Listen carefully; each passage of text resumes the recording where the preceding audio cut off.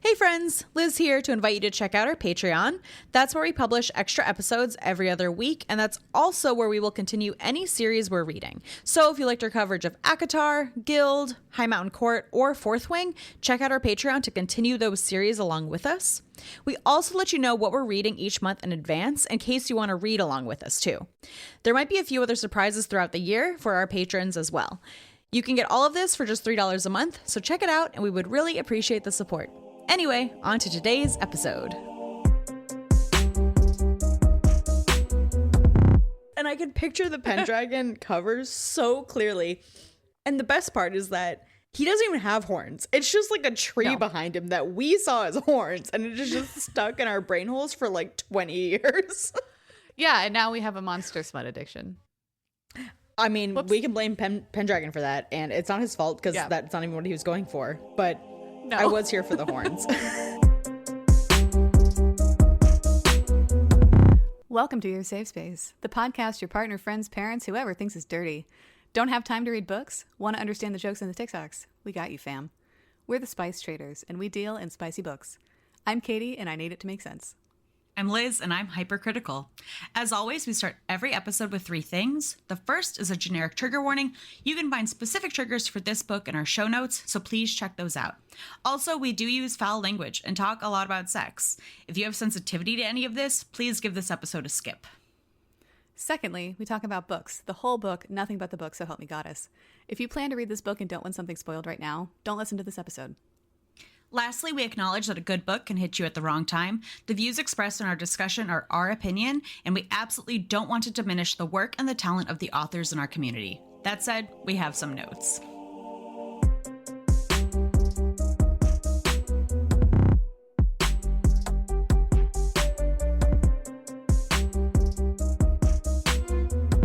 So Liz, what are we talking about today? Today we're talking about A Song of Saints and Swans by Rochelle. This was published in 2023, and it is a novella that takes place after a completed series, The Yaga Writers. To be clear, we have not covered this series. However, we are covering this novella. Sure am. We sure am, and we'll kind of talk about that experience. This book is 228 pages long, and that's a shorty, so it'll be a one-parter. And that's why we're covering it. And that's why we're covering it, because the problem with romantasy and fantasy is that they're all series. It's hard to find a standalone. Not only that, it's hard to find a book that's under 300 pages. Yeah. Like, it's I get impossible. It. Fantasy is complex, but, like, could you just throw us a bone here? Yeah, it's very hard. So, I mean, if anyone knows of great standalone romances, send them our way. So, the cover is not my favorite because it's just the picture of a woman's face. And I guess that's maybe meant to be feathers, but it just kind of looks like she's got weird like hair swiping in the breeze, but it's straight up black and white a woman's face.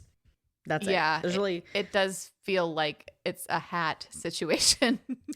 Yeah, it looks like a hat to me. And I think it's supposed to be reminiscent of feathers because she is a swan shifter, which we'll talk about. This is a shifter series.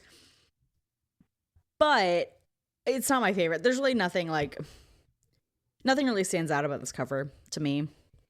No, it does do that thing where it has a real person on the cover, but she's so stylized that I don't actually hate that the most. It's really the feathers that look like a hat thing. Yeah. And I think it is worth noting that this book is very much in the same style as the rest of the books in this series. So like if you were to, I don't even know if this one's actually bound, but if you were to have all of these in a physical copy, they would look the same, which is nice. I do appreciate that. Oh, I see that. They are all kind of like people. Although I will say, so I just clicked on the author and I did like Rochelle's writing. So I am intrigued in looking for other things by her. But the first book that comes up is called Not All Himbos Wear Capes. Okay. Oh, putting out for a hero. So is this like Superman smut? It sounds like it, but like really tongue in cheek. Oh my God. And this himbo is ruining my research. And if his firepower doesn't kill me, the sight of him in Lycra surely will. Wow. If Yeah. this isn't the start of my villain arc, I don't know what is. I love this. Okay, but this too is 420 pages. Like, and it's the first in a series. So like that's why we started this one. Now, I'm going to turn it over to Katie, but I will say that this book in the start does explicitly say, hey, don't read this book if you haven't read the trilogy. We ignored that instruction. So drove right past it. In our intro, don't listen if you don't want spoilers. But not only are we going to spoil this book, but we're also going to give some spoilers for that trilogy that we never covered. I just feel like that's important to point out. That's a very good point. However, I will say, having read this book, even though we get a lot of spoilers on what happens to some main characters in the trilogy, I'm not opposed to going back and reading that trilogy. So the novella did what it is intended to do, and I think it would still be a fun ride.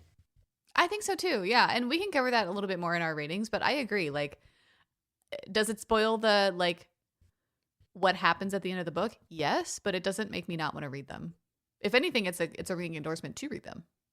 Exactly. And I do think, and this is just based on our reading of this book and what I gather, I think the main trilogy follows a different main character. I think this is a side character. So even though we know how it ends for that main character, we don't know a lot of the details there. So right. Exactly. It is a ringing endorsement. I'm intrigued by this author. Me too. All of that being said, Katie, kick us off. All right. So first and foremost, this book is on Kindle Unlimited. So that's fantastic for you KU girlies. We get a lot of stuff in this book. It's a song of saints and swans, but there's like other things in there. So I'll talk about the other things that we're not going to cover. But first, before we get into that, we get a list of trigger warnings. And we'll put them in our show notes, but we were talking about this in our debrief. And I have to say that, like, reading the list of trigger warnings is kind of as much like detail as we get in the smut scenes themselves. Like, do these things happen? Yes. But there's not like a deep exploration of it. And we'll get into that a little bit more when we get to the actual smut scenes themselves. We also get interesting notes from the author about typos. She specifically asks people not to report them to Amazon, which is a thing I did not know you could do. Me either. But she has like a separate submission portal for typos for people to like send to her, which I thought was interesting. I wish more authors did that. Me too. And it is interesting though to do that. Like, it does make me wonder, what do you do with those submissions? Like, you've already published it. So unless you're doing future editions, like, just for your own knowledge, like, kind of, I respect her a lot for putting that out there. But I'm curious as to, like, well, what do you do with that?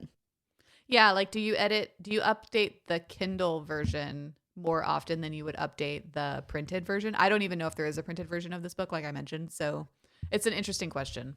Yeah.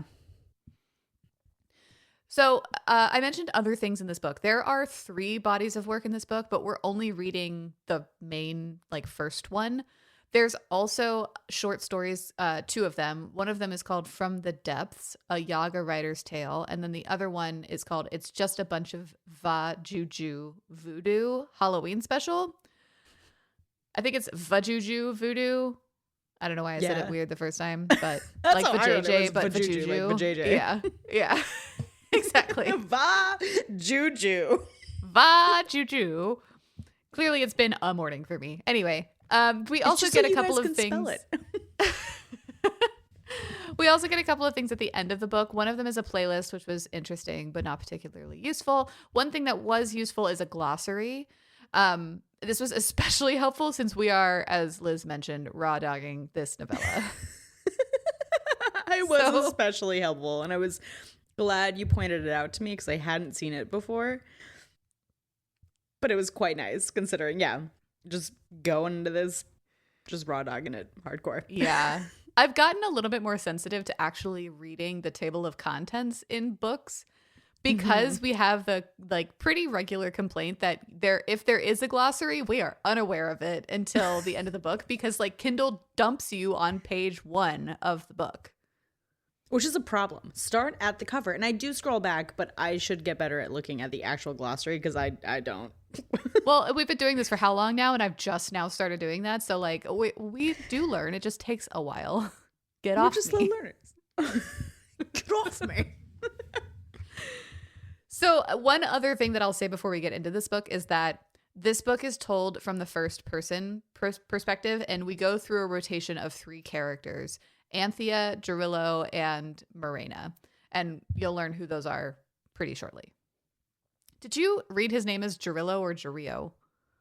I started reading it as Jarillo, but then when he's saying like, okay, so he calls the main character Angel, but Angel.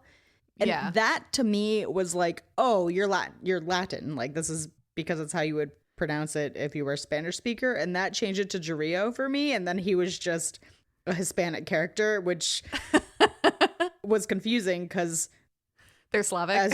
He's Slavic. So the Angel really fucked me for the rest of this book. Interesting. Okay, so I just looked up a pronunciation, and according to the internet, it's Jarillo. Oh. So neither of those are correct. You know, you win some, you lose some. Jarillo. So I'll try my best to pronounce it like that, but no promises. Jarillo. Jarillo. Anyway, so we start with a prologue, and in this prologue, we meet a lot of characters, so hold on to your butts.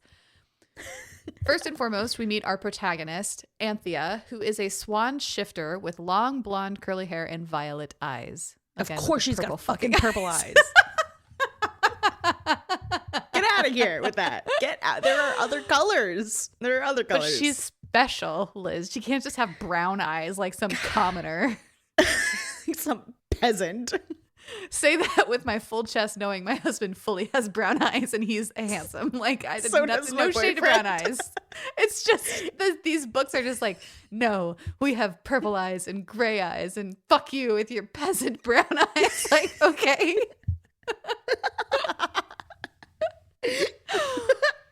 Wow. Like, shots fired, guys. Just hold on to your butts. You warned them, so welcome. Fully, if I ever meet anybody with gray or purple eyes, I'm going to be like, so what is your personal quest that's going to save the world? Like, clearly, I need to know. Yeah. What makes you this way? So anyway, Anthea, our swan shifter, is attending the birthday party of her friend Vassi. So Vassi is a witch referred to as Baba Yaga. That term might be familiar to you listeners from the High Mountain Court series, because there are also Babas in that series. I didn't realize that was from like a Slavic folklore thing. I didn't realize that either. And so this book does have big Miyazaki vibes. Because in Spirited Away, we also have a house with chicken feet, which we'll get to. That will make sense. But I'm pretty sure that's also Baba Yaga, right? Like, that's a thing? Yeah, it is. Which, like, I didn't know that was Slavic. I don't know what I thought it was. It makes sense. I guess maybe I thought Romanian, which is close-ish. I had no thoughts about it. About where it came from. I just pulled that Romania thing out of my ass. So, well, so from I did not tie together the Miyazaki angle when we read Baba in High Mountain Court. Me either. And so I had no thoughts about where it came from a Miyazaki perspective. I fully said that at some point when we were recording the High Mountain Court series, that it was Anglo-Saxon mythology. So that's a bad part on my end. But I think it's interesting. Like, there's a lot of elements of Slavic folklore in this series that I really liked. I think, which also makes me want to read the original trilogy, because most of what we read is Anglo. So it would be cool to read more mythology from other parts of the world. Exactly. I also feel like, because I fully looked in my, I have a tarot deck that's based off of folklore from around the world, and there's a Baba Yaga card in that. That tells me that it was Slavic. I just haven't pulled it yet. That's really interesting. I didn't even think about that being in your tarot deck. Yeah. So back to Vassi. Vassi is the protagonist of the Yaga Writers series, in which Anthea also features, but as a side character, as we mentioned. So as a result of the events of the Yaga Writers series, Vassi is in a polycule with 3 men, Tan, Nox, and Asa. Tan and Asa were monogamously gay together before Vassi, and so they are now completely enmeshed and everybody's in love. We love this for them. We love this for them. And that's also what makes me want to read the Yaga Writers series, because I'm here for that. Exactly. We learn that this entire group is dealing with putting their lives back together after the events of the trilogy that precedes this novella. The meaningful part is that a man named Matthew was running a group in a place called the Facility, which was experimenting on non-human beings like Anthea in the hopes of bottling their super strength and magical abilities. In this process, Anthea was imprisoned and sexually assaulted. Which is some big trauma that she's dealing with. Big trauma. Capital T trauma. So this boisterous group is soon joined by Morena. Morena is one of a pair of twins who are gods responsible for the seasons. She is the winter/death half with reddish curls and golden eyes, and her brother Gerillo is the spring side, but he is not in attendance. Anthea is relieved he's not in attendance because she has a little history with Gerillo. He was a part of vanquishing Matthew in the Facility in the Yaga Writers trilogy, and Anthea is both attracted and annoyed by him. I mean, we've all been there, right? Every single one of us. When Morena arrives, we learn that Anthea is also attracted to her, though she's in denial and trying to convince herself that it's just a deep friendship. Sure, Jan. After the birthday party, Morena and Anthea say goodbye outside, and Anthea feels a bit at a loss now because she has the rest of her life ahead of her and she doesn't really know what to do. She tells us, quote, "Life had been a wild ride so far and unpredictable at times, but I trusted everything meant to be would find its way to me eventually. That is, unless I reach out and grab it first." I really liked the way this author wrote, and there were a lot of one-liners that I thought were really beautiful and well done. One of the things that I wouldn't call beautiful, but it made me laugh because you and I say it a lot, is Anthea says in her inner monologue, "lay sigh." I know. I love that. It made me so happy. I really like the way that she wrote too, because it's told from the first person perspective, right? But they kind of make these inward remarks that are in italics. And one, I appreciated that every time we had an inward remark, it was appropriately italicized. And the asides were really pithy, right? So like the Lasai was one of them, but there are countless examples. I have so much highlighted. But on the realm of italics, and I've mentioned this in other books, something that bothers me is when we get books that use words that aren't English, they'll italicize them, which I understand, but every time I read it, I want to emphasize the word instead of just reading it as if like, okay, this is just a non-English word. And that happened particularly with Vardo, which we'll get to what Vardos are. But every time there would be a sentence like, and then I saw the Vardo in the distance. And I'm like, okay, no, it's just not an English word. It's just italicized. Yeah. Yeah. And I don't know. I mean, you would probably be better to comment on this than I would, but like, is that like a writing thing, a proper, like, what is it, APA format bullshit? I don't know. I really want to look it up. And every time I bring it up, I intend to look it up. Like, is that proper etiquette formatting? And I don't know, but it bugs me every time because I feel like if you're going to use this word in common like language, like no one's speaking, right? Like it's like in an inner monologue, in the narration, it doesn't need to be italicized. Like, this is going to get linguistic-y and probably boring, but like we speak this, okay. We speak English, which is just a bastardization of a bunch of languages anyway. So like, why are we italicizing non-English words? Like, just use the word. Just use the word. Because I'm not going to be like, I've never heard of the word Vardo before. Because that's true anyway. Yeah, I agree. I totally agree. Which doesn't really matter. It didn't take me out of the story, but it's something that just kind of always bugs me. And I want to look it up because so many authors do it. It must be a thing. Like when we read, what was the witch book set in France? It was French. Serpent and Dove. Serpent and Dove. All of the French words would be in italics. So like, it's gotta be a thing. I just don't like it. Yeah. Well, okay. But that one, that's a good example because that one wasn't even consistent because they would do pommes frites in italics and then croissants in not italics. And I'm like, okay, which is a girl? That's true. That's true. And I will say this book is very consistent. Like, I don't have, I mean, this is getting into our ratings, but like the italics were consistent. The inner monologues were consistent. The voices were consistent. I didn't have any problems with that. Yeah, I agree.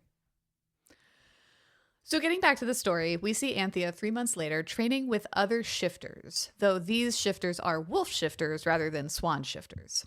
She is sparring with a man named Casimir, and she tells us she's also sleeping with him. She tells us that he's a good, safe way to experience sex again after the trauma she experienced at the facility. Their training is interrupted by the appearance of Morena and Jarillo, and Anthea is struck by how her stomach flips at the sight of them. We learn that Jarillo looks like his sister, though his hair is more on the strawberry blonde side than the auburn side.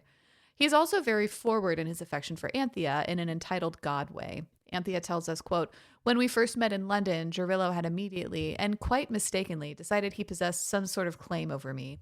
Ever since, the god had relentlessly stalked me." I like Jarillo. I like the attention he gives her.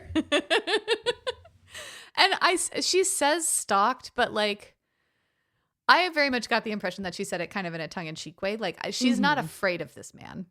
She's not in danger by any means. No, not at all.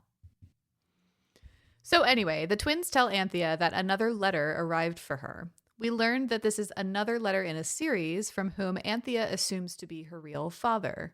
We learned that Anthea's mother disappeared when Anthea was young, and she was raised by who she thought at the time was her blood father, a swan shifter named Gerard, who was also the leader of their shifter clan. But when she was older, she found a letter to her mother that was hidden in her mother's wagon, or vardo, from a mortal prince that proved Anthea was not Gerard's child at all. She never told Gerard this news, assuming that he didn't know, but these letters have her eager to understand more about her heritage and where she came from. And also, whether her mom is still alive. So is her biological dad. Well, we don't know this yet, but like ostensibly she's true. interested in these letters because she wants to find out what happened to her mom, right? Yeah, 'cause she thinks that she's dead. I mean, I think that's on Goodreads. I think that's like the first line of the synopsis is like, my mom died suddenly. Right. And then it's like, okay, this is the one thing where I'm just like, do you care or not? Because this is kind of the whole crux of the story, and then it's not at the very end. And then But she okay. doesn't care. She's like, well, that's not my problem. I don't need a mother when I have Gerard. It's fine. So Okay, I do think, go ahead. I was gonna say, I felt bad for Gerard because like Anthea is operating on the idea that Gerard is her biological father, or that Gerard thinks he's her biological father, so that Gerard and her mom were a thing, right? Yeah. Where it turns out, spoilers, Gerard never thought that at all. Like, he knows the whole time he has no biology with this child. Yeah. And I'm like, so you think you're keeping this, like, cheating history from your adoptive father, but, like, you're not. He's fine. You're not. He's fine. He doesn't give a shit about your mom, actually. No. They were friends, maybe. Right. So Anthea has a little bit of a weird reaction to this letter because she faints. It was weird.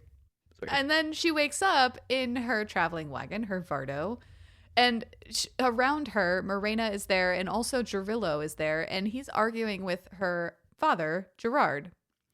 Jarillo is essentially telling Gerard that Anthea is his consort, which isn't going to work for Gerard, who wants Anthea to take over for him as clan leader and marry a nice swan shifter boy.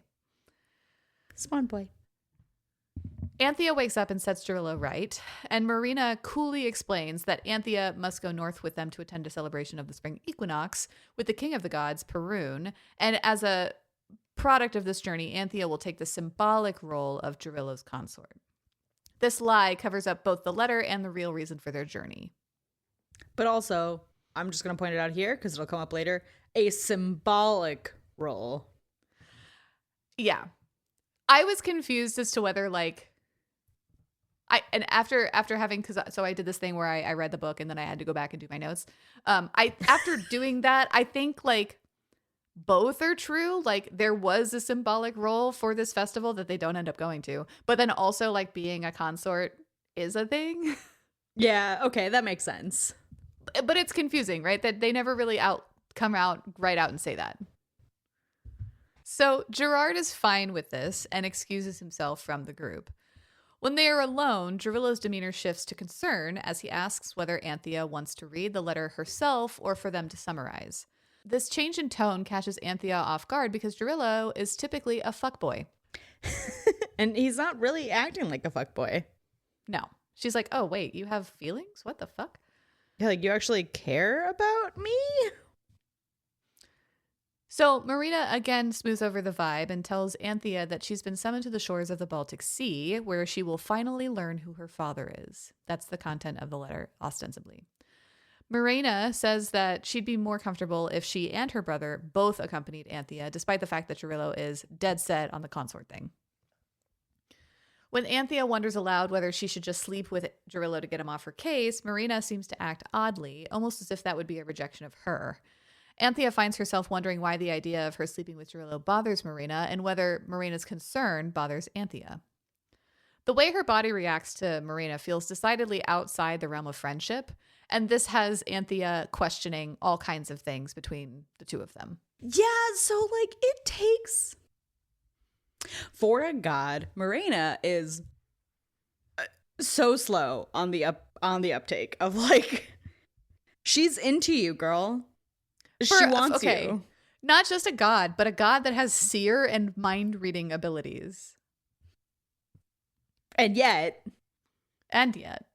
she thinks that Anthea just wants to be friends. But like Anthea has she's into Jarillo and like they're all a thing. But she's really into Marina, like from the jump. Yeah, like she was more into Marina than she was into Jarillo because Jarillo was always kind of like annoying and she's just like, can you stop humping my leg, please? But like Marina's like cool as a cucumber and like she's been like an emotional friend for Anthea and her like healing of trauma and that kind of thing, which has just blossomed into this like sexual energy. Exactly. But anyway, they go north. On their way north, they do make a stop to celebrate the spring equinox, so that part wasn't a total lie. But rather than spending it with Perun, they spend it with the twins' father, Veles, who is the god of the underworld. As the four of them celebrate, the gods shed their human glamour and reveal different colored horns, similar to ram's horns, atop their heads. Jarillo's are golden and Marina's are sky blue. Which sounds gorgeous. Stunning. As Marina watches Anthea, she admits to us that she's into her, but she's convinced that's not an option because Anthea has suffered so much. Anthea goes off with Veles to enjoy the festivities, and Jarillo grouses that he doesn't understand why Anthea doesn't like him. Marina tells him that Anthea's been through a lot, and Jarillo's concerned side comes out again when he tells his sister, quote, "If I could locate every man who's ever made her feel afraid and rip them limb from limb, I would." Which, we love a whole burn the world down for you. Touch her and die vibes. Yeah. So they enjoy the festival together, and we learn that though they are twins, they are also intimate with each other because they are mirror images of each other. Quote, "Twin gods destined to circle each other in an endless dance of courtship, death, and rebirth." And the way that Rochelle sets up their dynamic is really good because they are twins, right? Like they're siblings, but A, because they're gods, B, because they're mirrors, C, because they're related to like fertility and the cycles of life. It didn't feel incesty. Yeah. Well, and I feel like you can get I feel like you can get away with a lot. I feel like you can get away with a lot in the god situation because like Veles is their dad and we don't really talk about their mom so much. And it's like, well, were they formed from mud or were they a courtship thing? Like it doesn't really matter because hand wavy, they're gods, right? Exactly, which is such a good point. So Marina tells us inwardly that no one had come between her and her brother before, despite other dalliances. But now Marina is afraid that she'll lose Jarillo and Anthea, for whom she also pines. She tells us, quote, "The two beings most dear to me, the twin who shared my blood and the shifter who captured my heart, could find the happiness they both deserved in each other's arms," end quote. Marina doesn't see a place for her in that dynamic. Oh, but I know. But it's there. I know. Her like unrequited pining in the first part of this book was really sweet. It was really cute. And like she tries so hard to like not be in the way. Like she's supportive of Gerillo. Like, yeah. Like genuinely accepts. supportive even though she likes Anthea. Yeah, but genuinely is like, I'm not gonna mess this up for you. Like, I'm supported. I got you. Like, I want you both to be happy, even if it means I'm not happy. Yeah, it was so nice. So the morning after the celebration, Anthea wakes up in a pile of furs with fuzzy memories. She remembers Velis asking her during the night whether she remembered her mother, whether she remembered how it felt to be loved. This causes Anthea to remember her mother's Vardo on the shores of a lake where she and Gerard left it so long ago, and she feels like part of her is missing.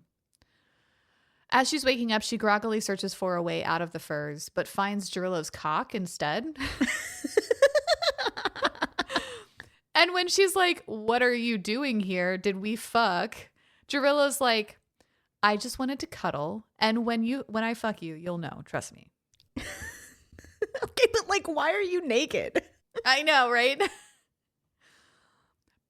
When he says this, Morena is also there and corrects Gerillo that he will only fuck Anthea if he's got her permission, of course. Obviously. And Anthea inwardly can't help but think, that wouldn't be the worst thing on the planet. Nah, he warms on her so fast. So fucking fast. It's like within a page, she's just like, yeah, you're kind of cute. It's fine. I'm into this. It's fine.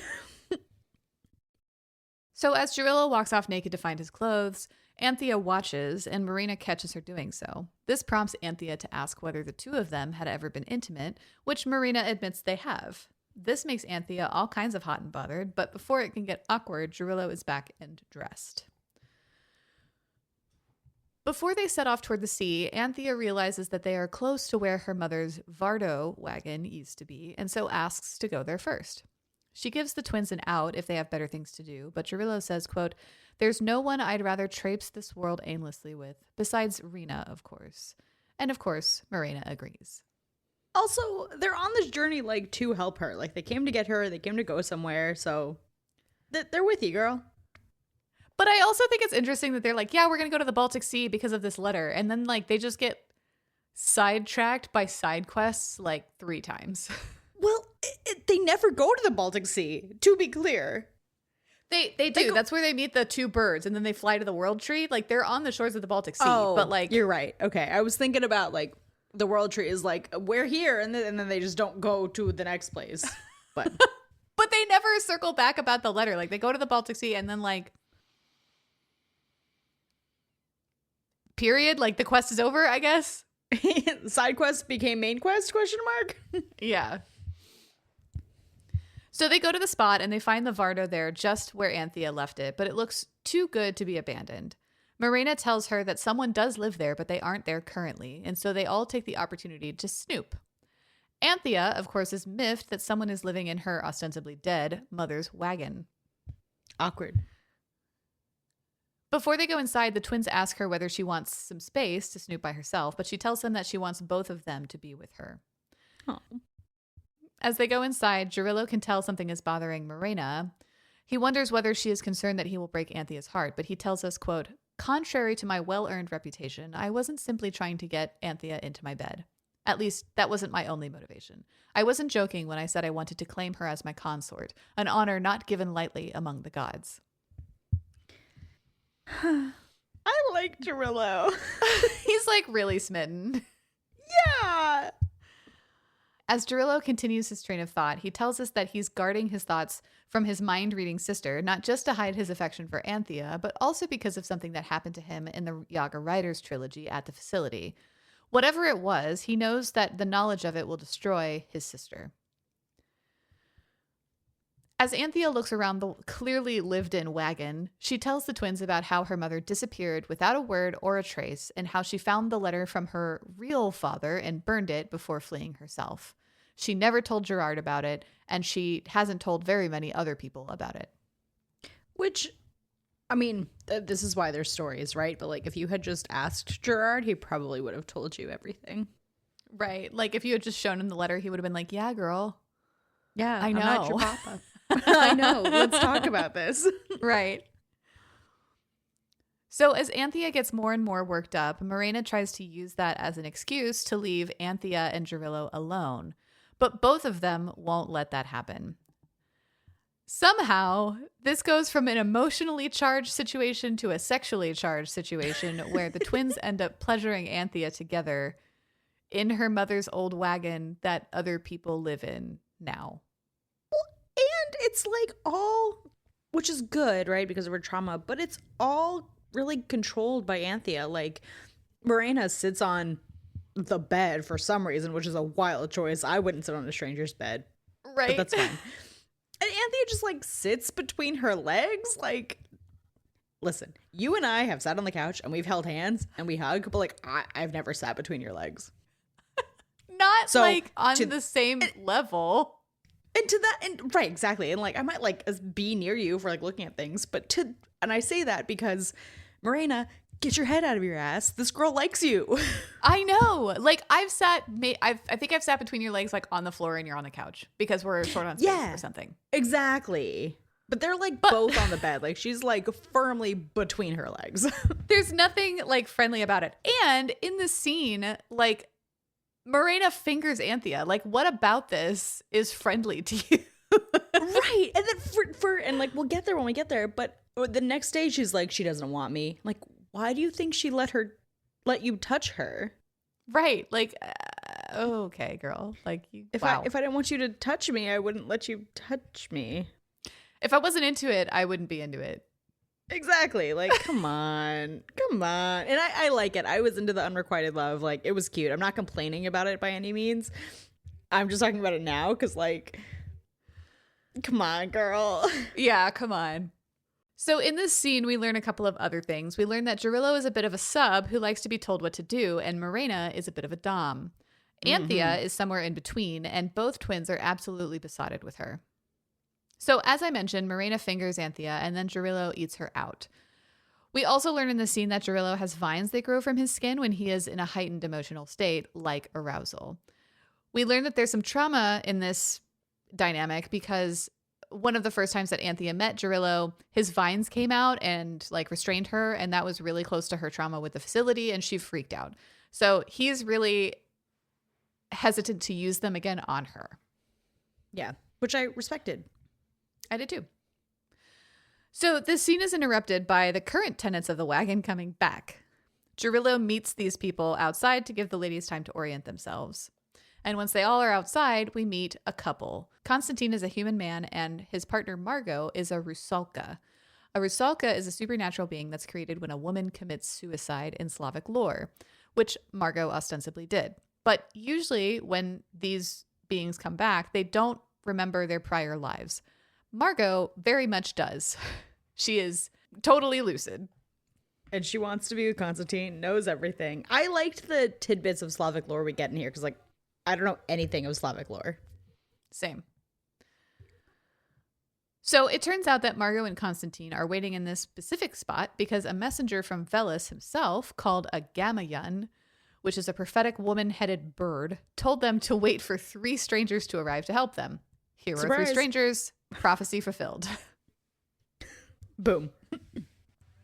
So it turns out that Veles didn't send this messenger, Morena had, due to a vision she had about helping those who deserved a second chance. Cool. There were a couple of circular references in this book that, if I thought about them too hard, would make my head hurt a little bit. This was one of them. Yeah, this is one of them, and I just had to not think about it and just be like, sure. Right. Fortunately, this was like kind of still in the place where I was orienting like around the characters and like the lore and the world. I wasn't even sure like what decade we were supposed to be in or what time frame yet. Yeah. So I just kind of drove right past this the first time. Yeah, which was nice. But if I think about it,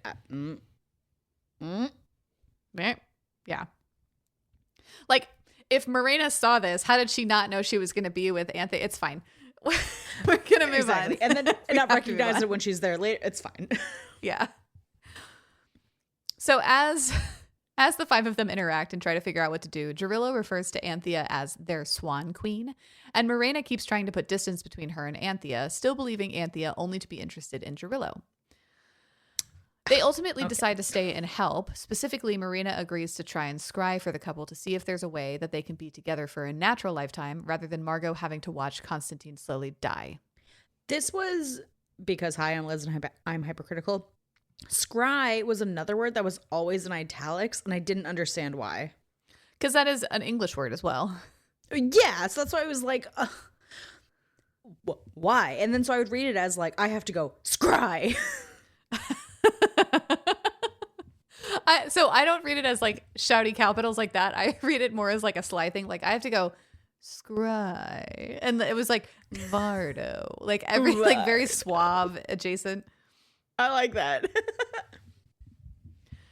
So later, Marina and Anthea sit alone by the lake as Marina prepares to scry. Marina again tries to put distance between her and Anthea, even though she can't help but react to her physically. Anthea asks her how one would become a consort of a god, and Marina tells her it would be a ceremony that involved vows similar to a wedding. They then talk about faithfulness in a situation like that, and Anthea proclaims that she would want that from her consort. But when she asks Marina what she wants, Marina's like, we're not talking about me, like you should ask Jarillo. Finally, Anthea realizes that Marina is confused, but before they can finish the discussion, Margot and Constantine come outside to pitch a tent for their guests, and Marina is reminded that she needs to scry for them. But Anthea tells her the discussion is not over. It's so interesting reading it from both perspectives because in Anthea's inner monologue, she's very clearly like on board, like, okay, it's both of them. I got to figure this out. And Marina's like, I'm not involved in this. We got to figure this out. Right. Which to Anthea seems like mixed signals because like, she's getting from Marina that Marina's into her, and Anthea thinks that she's giving her signals back like, yeah, girl, too, same, heard chef, let's do this, bet, let's go. Yeah, chef. But Marina's just like, oh, no, that was just a one-time thing, which Anthea's like, am I crazy? I feel bad for both of them because it is confusing. And Jarillo's just like, I'm in love. I know, Jarillo, poor special summer child, Jarillo. Sweet summer child. We'll find out why soon. So speaking of a sweet summer child, we switch back to Jarillo, who is sulking on his own. We learned that at the facility, he came into contact with a substance that stripped him of his immortality, and his power is now fading. But whenever he's with Anthea, especially sexually, he feels reinvigorated.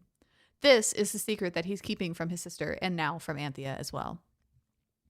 Marina joins him and tries to get him to own up to what's bothering him, but he deflects. So they talk about Anthea instead, and Jarillo tells his sister that it's obvious that Anthea is smitten with both of them, and she needs to get her head out of her ass. Thank you. I'm glad Jarillo sees that and is like, I'm fine with this. Let's go. Right. And he's like very much like, you're being an idiot. Like, we can share. It's not a problem. Yeah. Also, like, you and I already have a relationship. So, like, we can all do this. Right. We're good. Marina then shares with him what she learned when she scried for Margot and Constantine. She reveals that Margot didn't commit suicide. There was something in the liquor that she drank the night that she died that contributed to her death, and it also was the thing that allowed her to come back as a Rusalka and remember her prior life. Her death was then covered up and labeled a suicide, which resulted in Velis raising her from the dead. Marina says that when she saw the substance in her vision, she smelled electricity, which is the same thing that Jarillo smelled when he was stricken at the facility, and this leads him to suspect that they are linked. The two of them decide to investigate the death further through contacts in the city to find out more. I did like that there were elements of this story that they were like telling us about through conversation, but I didn't have to see it. I didn't have to see the investigation. Yeah, this book did do a really good job of that, which is what also gives me hope for the trilogy that she is good at this. Like, I'm not gonna show you every waking minute with these people, but then when we get to the end, I have a problem with that because I wish I saw more minutes. Yeah, seriously. I thought it was a good way to do a novella with like still a lot of plot, with just like, okay, we had this conversation, we're gonna do the thing, and then later you see like the result of that conversation that somebody else went and did. Yes. I super appreciate that. It was a lot more authors could learn how to do that. Truly. So the next morning, Vassie and her writers come to visit. Their entire house has grown chicken legs and brought them to the clearing where the Vardo sits, a la Miyazaki's Howl's Moving Castle, which I fucking loved. I loved it so much. I was so here for all the imagery in this whole book. It was amazing. So the house settles and they all pile inside for a visit. Vassie pulls Anthea into her weaving room to talk alone about both the letter that Anthea received and her new romantic engagements. Vassie tells Anthea that Anthea's father could be the sea czar since she's been summoned to the Baltic. We learn that the sea czar is essentially the god of all waterways and is a very ancient god.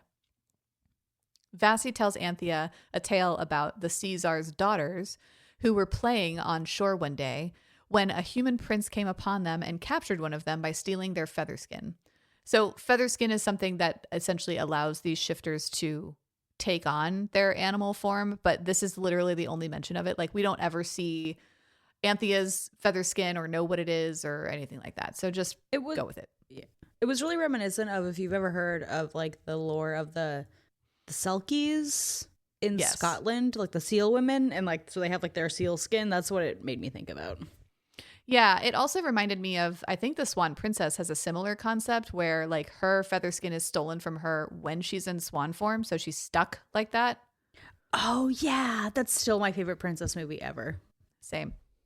What else is there? We should watch that again next time we hang out. We should. It's been too long. So this prince and this princess eventually fall in love and return to the Caesar's kingdom in the sea. They go on to talk about Marina and Jarilo, and Anthea admits that it all happened so fast, but that she's very happy. She tells Vassie that the twins are helping her heal from her trauma and learn how to live for herself again.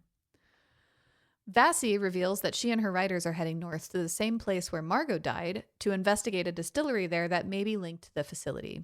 This is the same distillery that supplied Margot's liquor on the night of her death. Everything is linked, and that's very convenient. Then Marina joins them, and Anthea leaves her and Vassie alone to swap information about the facility and the distillery of the investigation. As Anthea leaves, Vassie calls out that the daughters of the Caesar were swan shifters. Just an oh, by the way. Just like you, girl. Back in the main room of the house, the Menses are all playing cards, except Jarilo, who's sitting apart and watching and brooding. So Anthea joins Jarilo and asks what it would mean for her to be their consort. The joy that this question gives Jarilo when she asks makes it clear to her that his haughty airs were a mask to hide his fear of rejection. He tells her that beyond the ceremony that Marina spoke about, it would require a mating bite, though he admits that he doesn't think that he would be satisfied with just one bite. I'm okay with that because it gets into like the vampire kink, and I'm just like, okay. Okay, but it kind of does, but it also like doesn't, because it's kind of like the like wolf shifter bite. That's true. In that other series that we read when we were in high school, like it feels very also nebulous, we don't really see it in this book. Nope. No, we do not. Yeah, I hate it. Anyway. So Anthea tells Jarilo she's ready for his vines to come out and play again, and they immediately abscond to the nearest bedroom. Again, someone else's house. Again. So once inside, Anthea tells Jarilo to strip, and she briefly tastes him before undressing herself and lying on the bed. She then tells him to show her what a god can do, and he eagerly obliges, vines included. In the middle of it, though, Jarilo is pulled out of the lust by remembering that he's got godly duties to perform, like bringing back spring. And this thought makes him despair that he might not have enough power to do that.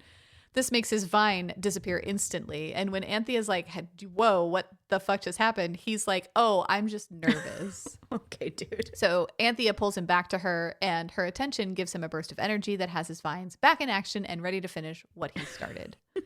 I'm just scared. The only thing about this scene is that he doesn't claim her because he inwardly thinks to himself, quote, so you can continue to shine long after I've faded into dust, end quote. And the implication here is that once they complete this ritual, that they'll be kind of like permanently bonded to each other in life and in death. Yeah. I do find it interesting too, because when we get the resolution, which comes too quickly, but that's fine. If he had claimed her here, we wouldn't have any problems. But we don't see the problems anyway, so it doesn't matter. Yeah. I mean, so there's a couple of things about this scene that I wish I wish were improved. One of them is just the length. Like, my summary of it is just scantily shorter than what actually happens in the book.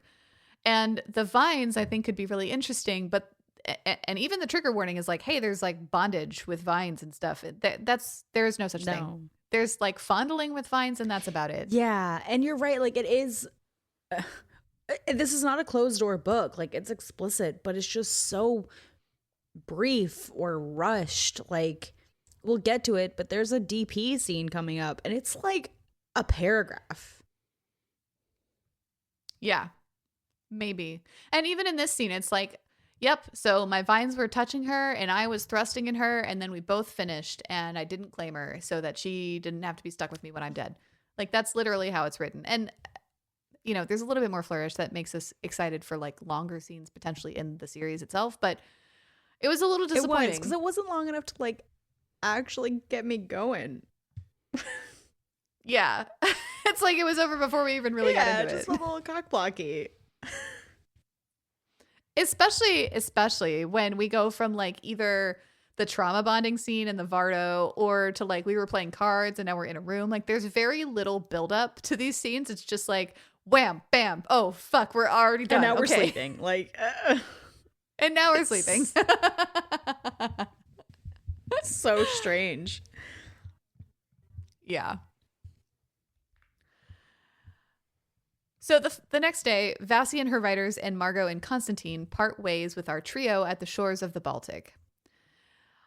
On these shores, they are met by the Gamayan and the Alkonost. The Alkonost is a siren with the head of a woman and the body of a bird. So very similar creatures, but like they have different functions in Slavic lore that I'm not going to get into. The important part is that they're both closely associated with Veles, the father of the twins, but Veles apparently doesn't know that they're there. The birds do require bribing to keep it that way, though, and so they go over the terms of that briefly before we get into the next bit.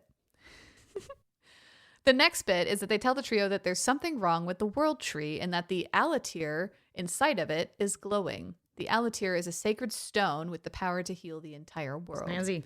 And so they decide to like go see this tree, but this is where I'm saying like a side quest got initiated, because like the letter said go to the sea of the shores of the Baltic. They did that and nothing. Now they're gonna go to see this tree, and I'm like, are you gonna go back to that? Wait, or like send a smoke signal, or like come back to, like, I don't. Granted, the letter didn't say what to do when she got there, so like but this could be it. It felt weird. But it does feel very side questy. That when we just never go back to the main quest. Yeah, and essentially the like one-line fixer is like Morena's like, well, I don't believe in coincidences, so I think this is what we're supposed to do, and it's like, okay, that's a little woo-woo. It is. I'm like, also you guys are gods. Like, fine.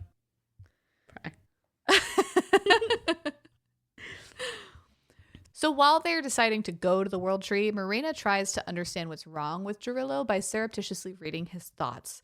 But he cops to that pretty quickly and forcibly pushes her out and reprimands her out loud, which causes a bit of a tiff. This tiff continues as they fly to the World Tree and land on the shores. So when they arrive at the World Tree, Morena goads Jarillo to race her to the top in a bargain to try to get out of Jarillo what's wrong with him. Jarillo agrees, saying that if he loses, she can read his memories. And so they race. And Anthea is just like, oh, I guess I should go after them. And by the time she gets to the top of the tree, she finds Anthea with an unconscious Jarillo in her arms. Morena is understandably distraught. Yeah, like he's out cold. Yeah. And Morena's like, he just collapsed as soon as we reached the top. Like, I don't know what's wrong. And as they try to figure out what to do, Veles joins them. Daddy Veles is furious because Jarillo hasn't brought Spring back yet. Oops. He thinks Jarillo is being a brat, but he quickly realizes that something is very actually wrong. And Anthea tells Morena to read her brother's mind since he lost, so that they can find out what's wrong with him. And when she does, they all find out about what happened at the facility and that he's essentially become mortal. He's dying. Veles in particular is stricken that the facility guys figured out how to kill a god. Anthea puts it all together and how the same substance that stripped Jarillo must have allowed Margot to retain her memories. Veles is beside himself at the insinuation that he made a mistake, bringing Margot back to life. But Anthea quickly chastises him that he should be directing his fury at the facility bastards and not any of them. She tells him, quote, "You're a God's damn god, Velis, so stop whining and go smite these assholes." Yes, thank you. Meanwhile, Jarillo's still unconscious. Well, so what are you Velis, gonna do? so Velis and Marina take Jarillo to a place where he can recover. We don't really know where. And Velis can go from there a smiting. They tell Anthea to continue into the World Tree to seek answers about herself. And just before Velis disappears with his children, he welcomes Anthea to the family. So Anthea goes to the World Tree to speak with the Alatir. She places her hand on it and sees her past. She sees the Caesar in his throne room being given the news that one of his daughters has been kidnapped. Then she sees that daughter, her mother, with a human prince running away from the Caesar's forces. They have to split up, and the prince promises her that he will send for her when it's safe. Anthea realizes that her mother is cradling Anthea as a baby as they say their goodbyes. Then she sees her mother arguing with Gerard while a young Anthea plays by the same pond where her mother's wagon still sits today. She sees Gerard fight for Anthea to stay with him. She sees her mother leave without looking back. She remembers the question Velis asked her on the night of the spring equinox, whether she remembered feeling loved. She realizes that she does, but she remembers being loved by Gerard. Before she leaves the World Tree, she asks how to save Jarillo, how to return Margot to her human form, and how to stop the facility once and for all. Because I don't give two shits about where my mom is now. I guess so. Because then we're in the epilogue, family. Okay.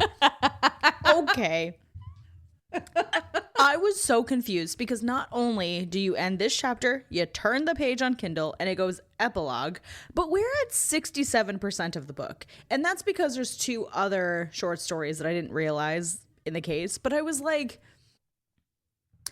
how? Yeah. Yeah, it's the very epilogue? jarring. This is where the story starts. Yeah. Yeah. I mean, it feels very much like this could have been a much longer book to try to like figure out those quests, or at least half again as long, right? But we just get one chapter. It's just epilogue. Like, I'm going to ask you these three pretty big questions. How do I save a dying god? How do I return this supernatural being to mortality? And how do I stop this thing that knows how to kill gods?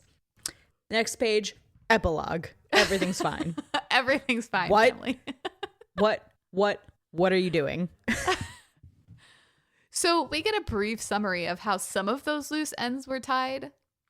We learned that Anthea connects with Gerard and that he wanted Anthea to stay with him all those years ago in case the letter that her mother received was a trap. We know that it wasn't because the couple was soon dragged back to the Caesar's kingdom soon after their reunion, and Gerard assumed that they never escaped. And so he never spoke about it with Anthea because he didn't know that she knew, and Anthea never brought it up with Gerard because she didn't think that he knew.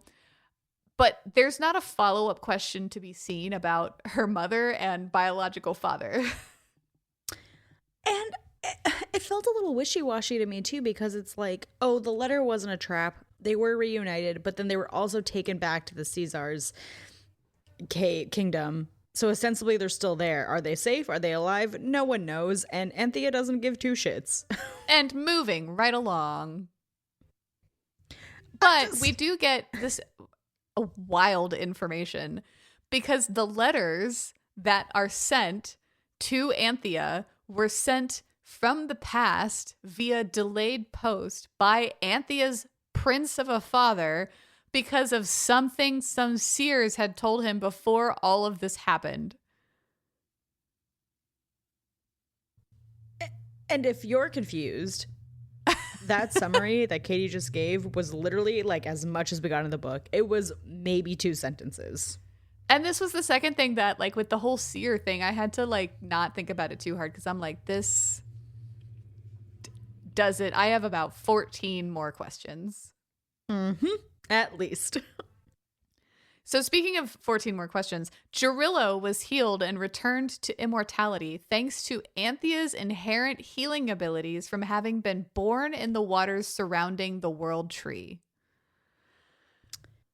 So her blood is put into capsules and given to people to heal them from what's ailing them from the facility. It's wild because we learned that the tree basically says the cure is in you all along. And the epilogue is like, it's my blood, guys. Like Literally inside of me all along. Literally just my DNA. Cool. Nothing mystical about it. So, speaking of nothing mystical about it, Margot takes a shot of the same substance that stripped Gerillo of his powers, and that made her mortal again, so she and Constantine can live their days out as regular-ass human beings. Where did they... It doesn't matter. Ostensibly from the distillery, question mark? She just took a shot of it, and Anthea is basically the one that's like, you should try this because it killed a god, so maybe it'll make you not supernatural, and then it just works. No follow-up questions. It's fine. Finally, Gerillo has claimed Anthea, but Morena was waiting to do so until the springtime festival, which is where we catch up with her triad.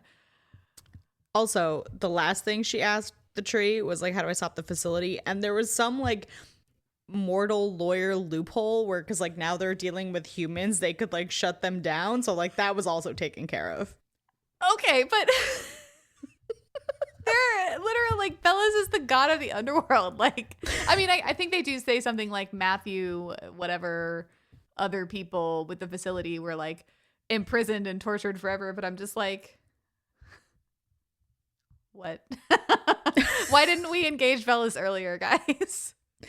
I don't know.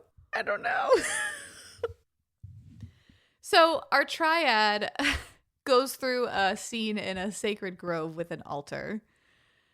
In this scene, Morena lies on top of this altar and Anthea sits on her face while Gerillo is made to watch. Then Moreno grows an ice dick that Anthea rides, and Gerillo joins them and takes Anthea's ass. As they all finish, Morena bites Anthea, claiming her as her consort as well. And this scene is like a page. Yeah, like my summary is like as direct as the scene is delivered to us. Which is a bummer, because like I'm into all these things. Yeah, same. And so we end the book by Anthea telling us that this journey helped her release the burden that she'd been carrying alone for far too long. Her twin gods showed her death wasn't the end, and now Anthea feels reborn into something undefeatable, like a phoenix rising from the ashes. And that's the end of the book.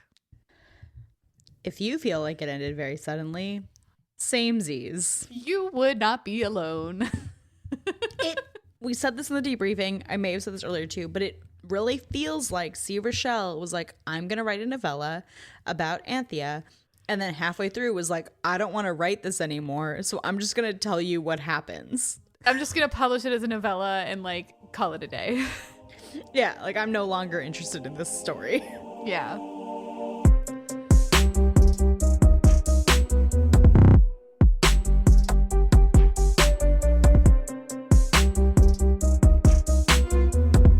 So let's get into our ratings. Liz, how did we rate the spice level?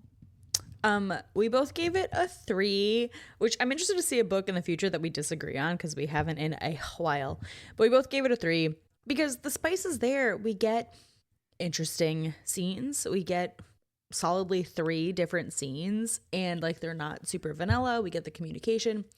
They're just really brief. Like it's kind of like the author wrote highlights for these sex scenes and then just wrote the highlights and didn't actually build them out at all. So it feels cockblocky because by the time it's over is when I'm starting to get into it. Yeah, exactly. Well, and beyond that, they weren't particularly adventurous. Like the trigger warning in the beginning of the book had me like all excited for some new things. But one, because of their brevity, perhaps, but also like, I don't know, just the way the scenes were set up, they weren't particularly novel.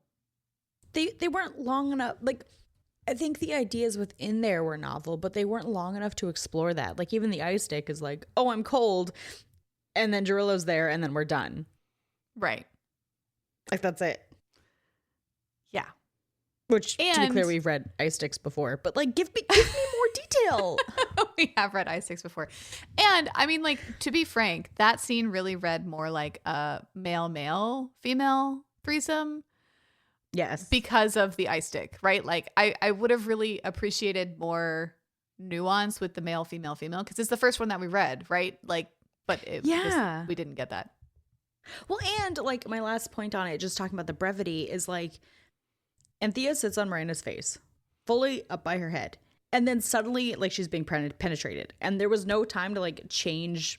Like, there was no mention of, like, body movements, which would usually bother me and does bother me. But the whole scene was so fast that, like, I didn't even notice how weird that was until after the fact. I was like, you never moved down. Yeah. Yeah. So that brings us to writing style. We mentioned a couple of things, like with the italic words, like bothering us, but because I don't know if that's like a publisher thing or like a mandatory form, whatever, I'm not going to knock the book for that, because all of the other italicized things were appropriate, right? Like the inner thoughts, always italicized at the right time. I was never confused on who was talking. I was never confused, like, who was speaking. I thought all of the voices for our three storytellers were really distinct, and I liked that a lot. Formatting was great. No notes on that.